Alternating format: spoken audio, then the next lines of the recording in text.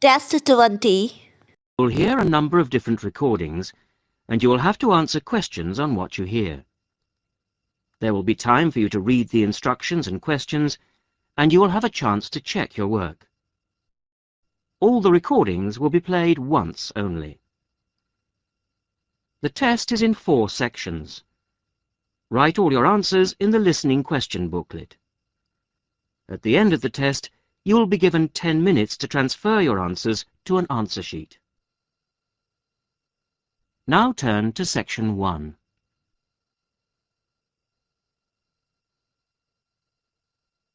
Section 1.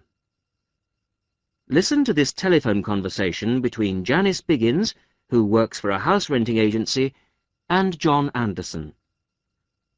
First, you have some time to look at questions 1 to 6.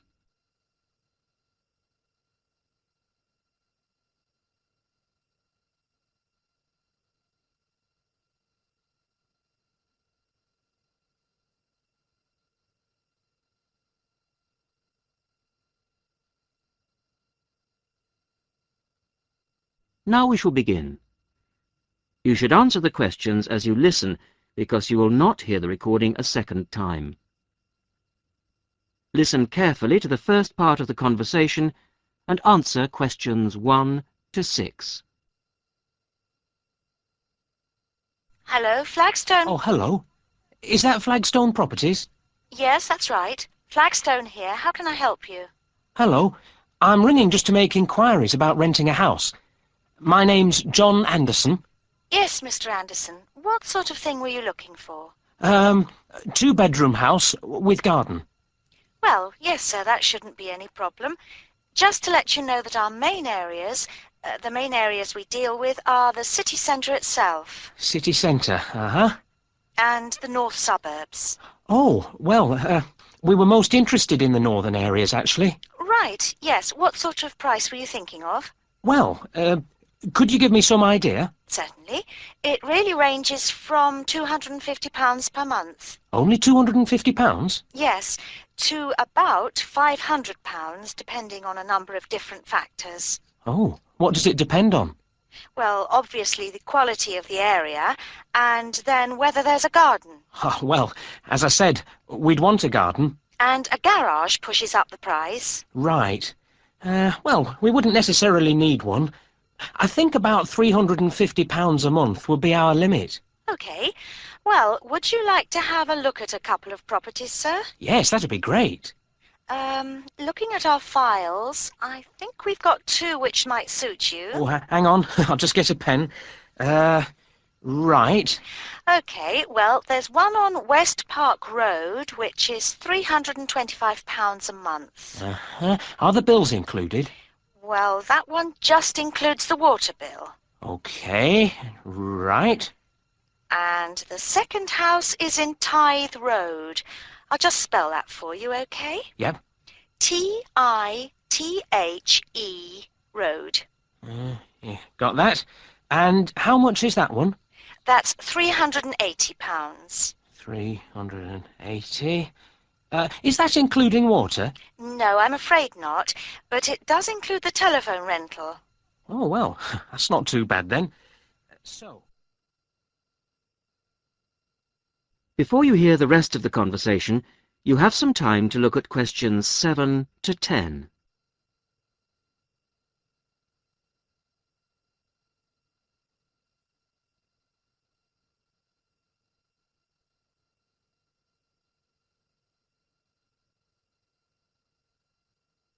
Now listen and answer questions 7 to 10. So when would you be available to see them? Well, I'll be in town next week, say Thursday. No, I'm sorry, we don't have any availability for Thursday. How about Wednesday afternoon? OK. That's fine. Would 5 be OK? Yes, fine. 5 o'clock it is. Just come to the Flagstone offices. Oh, before I forget, what sort of things do I need to get done, to rent with you? Well, the most important thing is a letter from your bank. No problem. And then a reference letter from your employer. Yes, that's okay. Great. And then we would need you to give 2 weeks' notice of moving in. Right, 2 weeks' notice. And what about a deposit? That's 1 month's rent, whatever the amount is. Okay, 1 month. Is that it? No, sorry, one more. You will have to pay for the contract. Oh, yes, I'd forgotten about that. Okay, fine. So I'll start arranging those, and I'll see you next week. Yes. Thanks very much. Bye. Goodbye.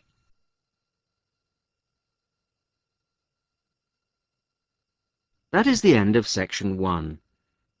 You will now have half a minute to check your answers.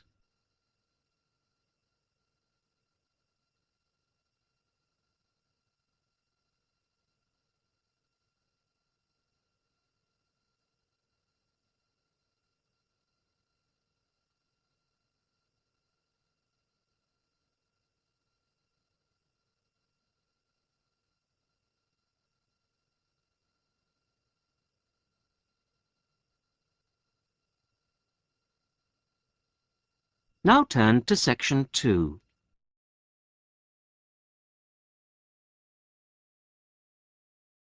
Section 2.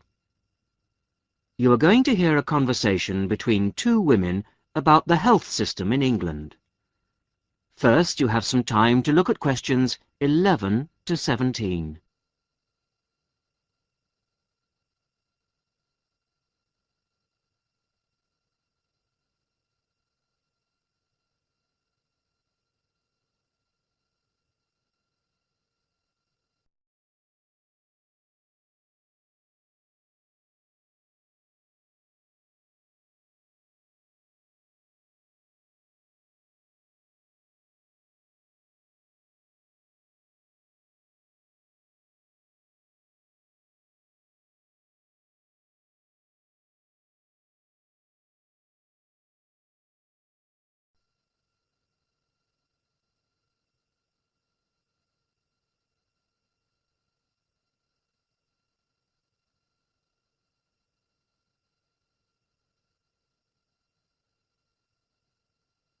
Now listen to the first part of the conversation and answer questions 11 to 17.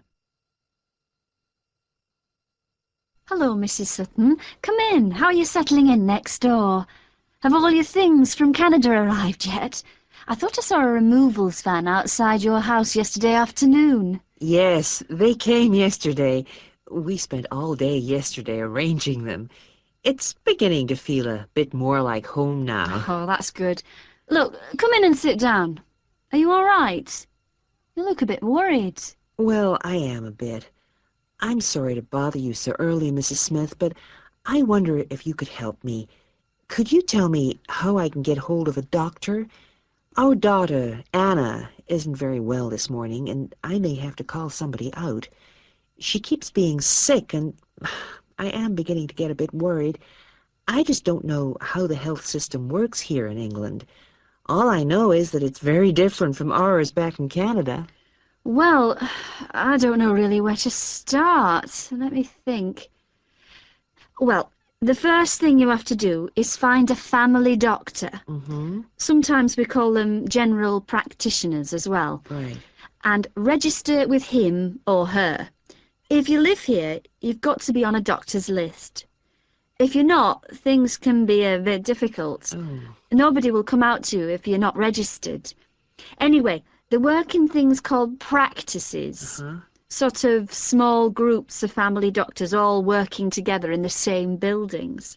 Now, what you've got to do this morning is register with one of them. Ah.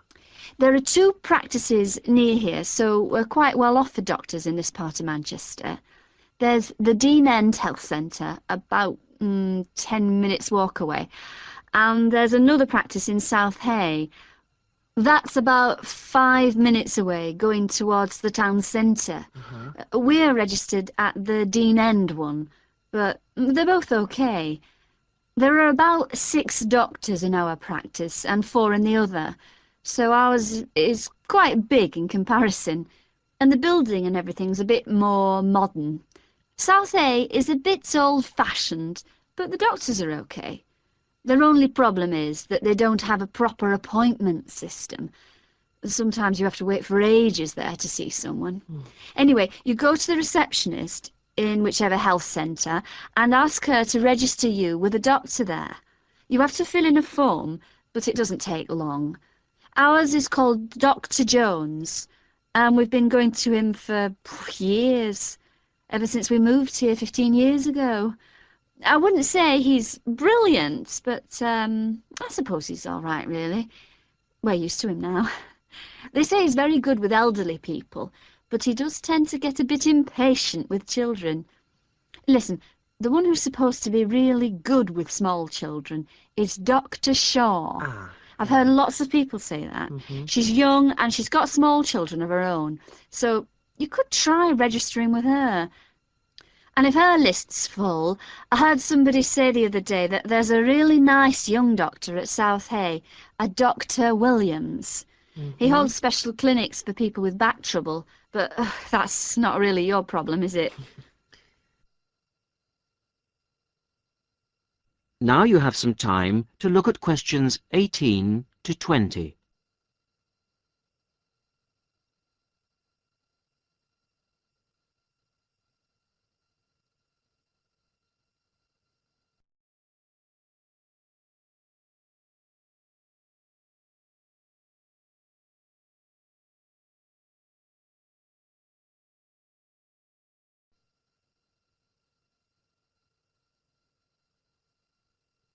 Now listen to the rest of the conversation and answer questions 18 to 20. If you want a doctor to visit you at home, you have to ask for a home visit.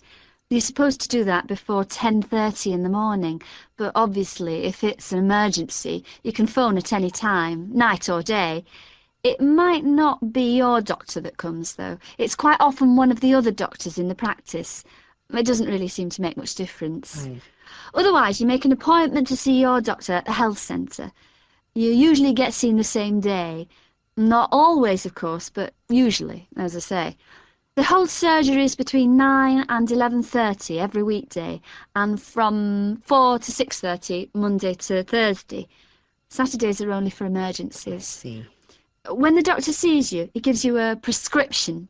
He writes what medication you need on it, and you take it to a chemist shop. There's one opposite the centre. If it's for a child under 16, you don't have to pay, so if it's for Anna, there's no problem. The same thing goes if you're unemployed or retired, or if you're pregnant. Just as well, because it's not cheap. You pay the same price for each item the doctor has prescribed. At the moment, it's something like £5 per item. So you pay for the medication, but the consultation with the doctor doesn't cost you anything. It's completely free as long as you're a resident here. You're going to be here for 3 years, aren't you? So, well, there shouldn't be any question of you paying anything to see the doctor. So that's one less problem to worry about. Look, Mrs. Sutton, if you want, I'll sit with your daughter for half an hour if you want to go down to the health centre to register. It's no trouble, really, don't worry. Are you sure you wouldn't mind? That would really help me a lot. I'll ask them if they can send someone round later to see Anna. I think I'll try the Dean End Centre. Good idea. Don't worry about Anna. Right. I'll be back as soon as I can.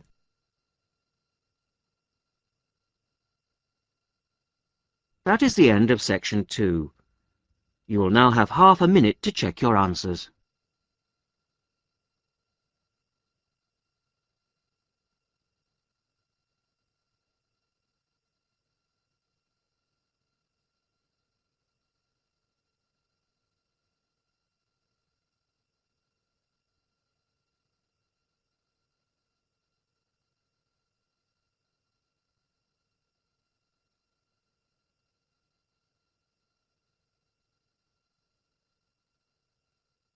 Now turn to section 3.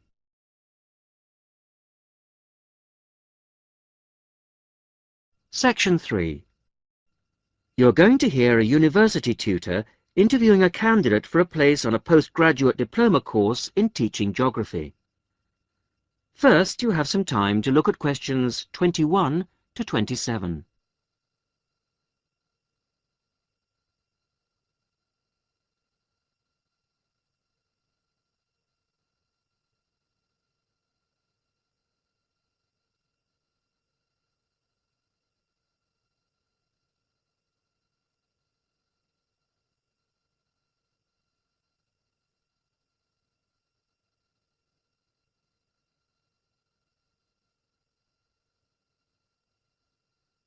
Now listen carefully to the first part of the interview and answer questions 21 to 27.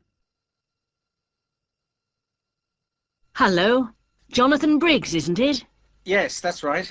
Do come in and sit down. Thanks. Right. Well, Jonathan, as we explained in your letter, in this part of the interview, we like to talk through your application form, your experience to date, etc. And then in the second part, you go for a group interview. Group interview. Yes, I understand. So, your first degree was in economics. Yes, but I also did politics as a major strand. And you graduated in 1989. And I see you've been doing some teaching. Yes, I worked as a volunteer teacher in West Africa. I was there for almost 3 years in total, from 1990 to 1992. How interesting. What organisation was that with? It's not one of the major ones. It's called Teach South. Oh, right. Yes, I have heard of it. It operates in several African countries, doesn't it? And what kind of school was it? A rural cooperative. Oh, a rural cooperative. How interesting. And what did you teach? A variety of things in different years. I did, with forms 1 to 3, mainly geography, and some English with form 5. Then, in my final year, I took on some agricultural science with the top year. That's form 6. Right. Quite a variety, then. I also ran the school farm. How interesting. Before the interview continues, you have some time to look at questions 28 to 30.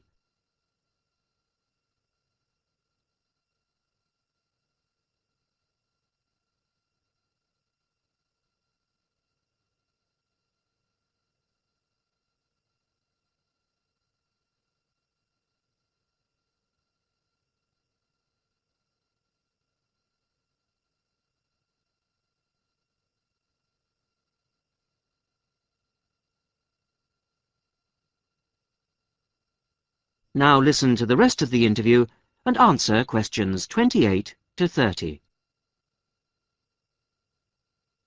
And how did you find the whole experience?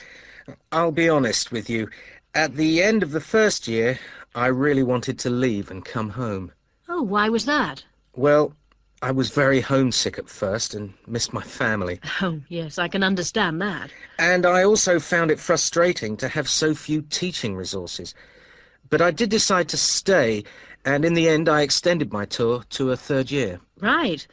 Things must have looked up then. Yes, we set up a very successful project, breeding cattle to sell locally. Really? And then, after a lot of hard work, we finally got funds for new farm buildings. And you wanted to see things through. Uh-huh. And that's why you want to train to teach geography. Yes. I've had a couple of jobs since then, but I now realise I like teaching best. And I chose geography because it's my favourite subject. And also because I think it has so many useful applications. Well, you certainly have had some interesting work experience. I'll ask you now to go on to the next stage of the interview.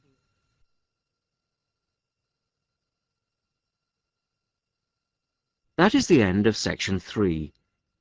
You will now have half a minute to check your answers.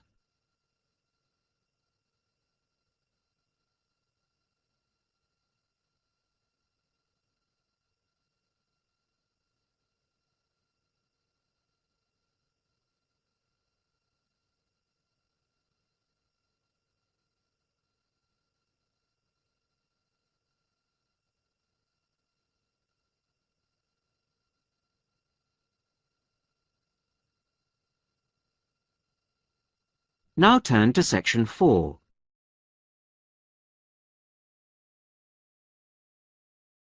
Section 4. You are going to hear a radio talk on back pain given by Dr. Paula Clayburgh of Liverpool's Wilton Clinic. First, you have some time to look at questions 31 to 40.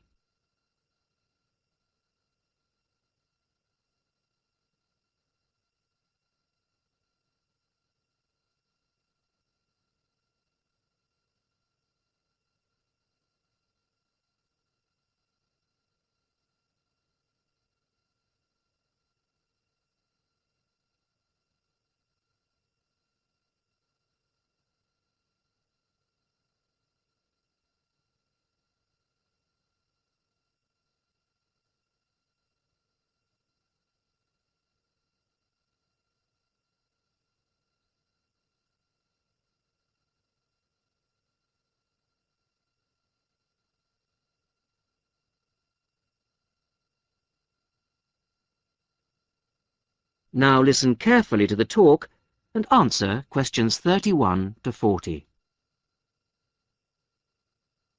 Today's Health Council is presented by Paula Clayburgh, who is the Chief Counsellor at Liverpool's famous pain clinic, the Wilton Clinic.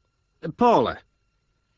Do you know what Prince Charles, Sevi Ballesteros and Elizabeth Taylor have in common? They all suffer from chronic back pain. In fact, bad backs are one of the most common health problems today, affecting people in all walks of life. The most recent available figures show that about 250,000 people are incapacitated with back pain every day. And many sufferers don't know the cause or the solution to their problem. The majority of our patients at the clinic tend to be women. They are especially vulnerable because of pregnancy, but also because of osteoporosis, which I personally believe to be the major cause of problems for women. I have many women patients who say they have completely given up exercise because the pain makes them so miserable. But of course, that starts up a vicious circle. Bed rest, giving up exercise, and painkillers are traditional responses to back pain. But although there are many excellent drugs on the market, at our clinic we're beginning to realize the unique benefits of relaxation therapy. Other specialists in the field make a strong case for certain types of exercise, but in our experience they are easily mishandled and can lead to more harm than good. Now let's look at some of the reasons why back pain is developing into such a unique menace. In general, the body is pretty good at self-repair. A strain or a blow to a limb, though painful at the time, generally resolves itself. But the body's response to back injury can be very counterproductive. When pain strikes, we attempt to keep the back as immobile as possible, which makes the muscles tense up. Research shows that they often go into spasm, which causes further twisting of the spine. A vicious circle is underway. The second mistake we often make when stricken with extreme back pain is to go to bed and stay there. Although at the clinic we recognise that a short rest in bed can be helpful, up to 2 days, any longer makes our back muscles become weaker and unable to hold up our spine. The pain, therefore, becomes worse. Another problem is being overweight. Anyone a stone or more overweight who already has back pain is not doing himself any favours. Though it won't actually set it off in the first place, the weight will increase the strain and make things worse. The British diet could be partially to blame for the increase in back pain. Over the last 10 years, the average weight of men has risen by 11 pounds, and of women by 9 pounds. So much for the causes and aggravations of pain.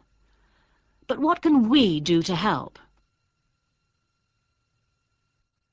There are many ways in which simple day-to-day care can make all the difference. The first point to watch, of course, is weight. If you are overweight, a diet will make all the difference.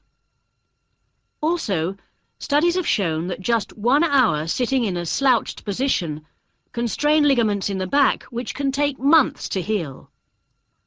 At the clinic, we have come to the conclusion that the major cause of the problem is not with the design of chairs, as some have suggested, but in the way we sit in them. It can be useful to get special orthopedic chairs, but remember, the most important improvement should be in our posture. Another enemy of your back is, of course, your beds. If your bed doesn't give enough support, back muscles and ligaments work all night trying to correct spinal alignment, so you wake up with a tired, aching back. Try out an orthopedic mattress or a spring-slatted bed. Research shows that both can be beneficial for certain types of back pain. Another hazard for your back are the shock waves which travel up your spine when you walk, known as heel strike. A real find for our patients has been the shock-absorbing shoe insert, a cheap but very effective solution. And you might be better off avoiding shoes with heels higher than 1.5 inches. Though absolutely flat shoes can be a solution for some, others find their posture suffers. Finally, a word about the state-of-the-art relief, the TENS machine. A small battery-powered gadget which delivers subliminal electrical pulses to the skin. Our experience indicates that your money is better spent on the more old-fashioned remedies.